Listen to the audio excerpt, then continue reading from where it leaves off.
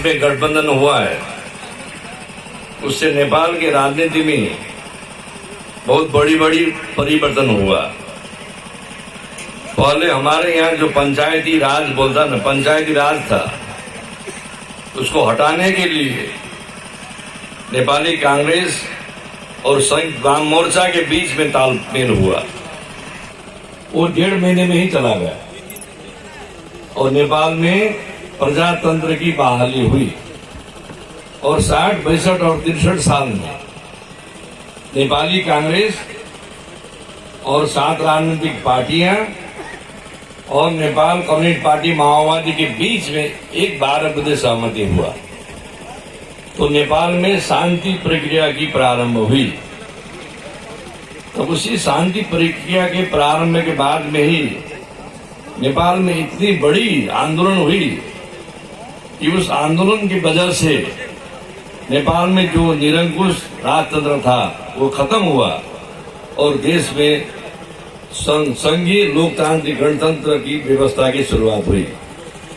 इस गणतंत्र का मतलब है अब नेपाल का मालिक खुद नेपाली जनता ही है।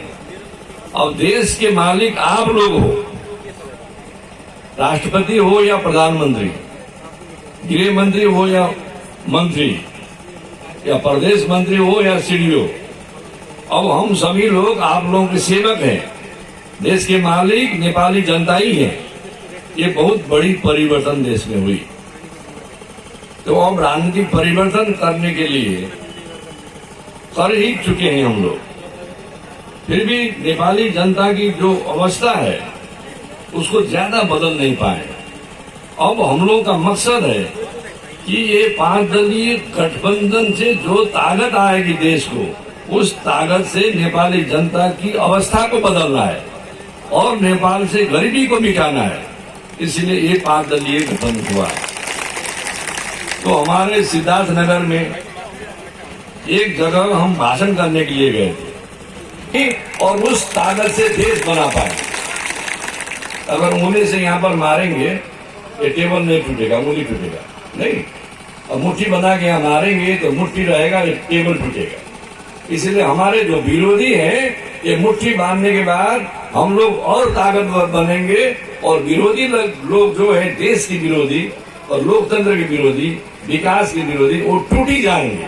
इसलिए ये 5 दलीय गठबंधन का जो अभी परिणाम आएगा देश के लिए और जनता के लिए वो बहुत अच्छी परिणाम आएगी। इसलिए आप लोग भी ये 5 दलीय गठबंधन का ही जो मकसद है उसको पूरा करने के लिए लगे रहिए, ये बात हम बताना चाहते हैं।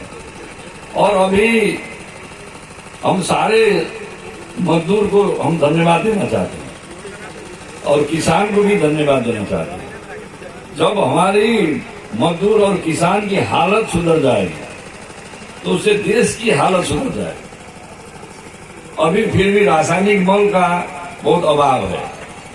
जो हम लोगों का जो सरकार था उससे जो पहली वाली सरकार थी उन्होंने रासायनिक मल की खरीद की प्रक्रिया को शुरुआत कर दी और उन्होंने 2 ठेकेदार का वो रासायनिक मल लाने के लिए उन लोगों को अधिकार भी दिया, लेकिन मल नहीं आया तो ठेकेदार गायब हो गए।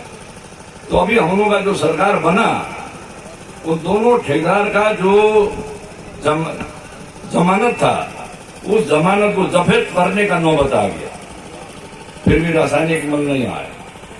तो बाद में हम लोगों ने नेपाल सरकार के प्रधानमंत्री ने भारत सरकार के प्रधानमंत्री से बात करना पड़ा कि हम लोगों का जो अभी मल का कमी है उसको पूरा करने के लिए भारत सरकार ही नेपाल सरकार को कुछ मल आप लोग हम लोगों को खरीदने के लिए, सरकार से सरकार को खरीदने के लिए एक समझौता होना पड़ेगा। तो समझौता हुआ तो कुछ मल बाद में आया। फिर भी धान के खेत के लिए, खेती के लिए मल की अभाव हुई, वो अभी नेपाल का तथ्य है। लेकिन गेहूं की खेती के लिए अभी जो मल हम लोग खरीद चुके हैं सरकार की तरफ से, वो गेहूं के मल के लिए हर किसान को रासायनिक मल पंप मिलेगी। ये बातें आप लोग बताना चाहते हैं। तो अब नेपाल सरकार जो रासायनिक मल की अभाव है उसको पूरा करने के लिए खुद नेपाल में एक रासायनिक कारखाना खोलने का निर्णय कर चुका है और उसके बाद में नेपाल में ही रासायनिक खाद की उत्पादन भी होगी।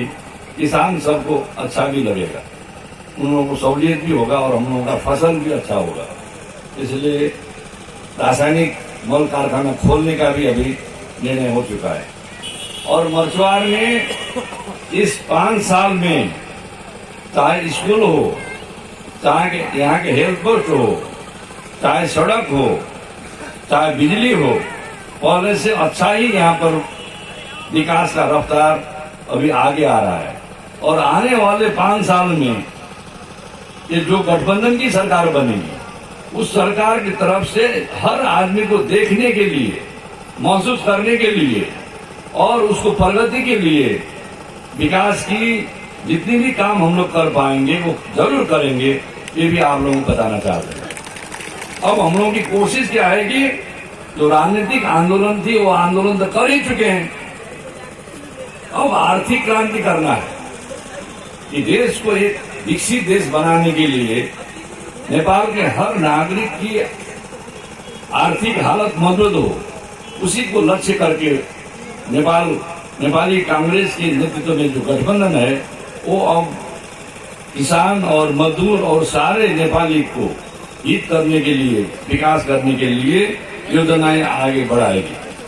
और हमारे जो साथी लोग हैं, हमारे जो अपोजिशन वाले लोग हैं, देखिए हमारे प्रमोद प्रेमी जी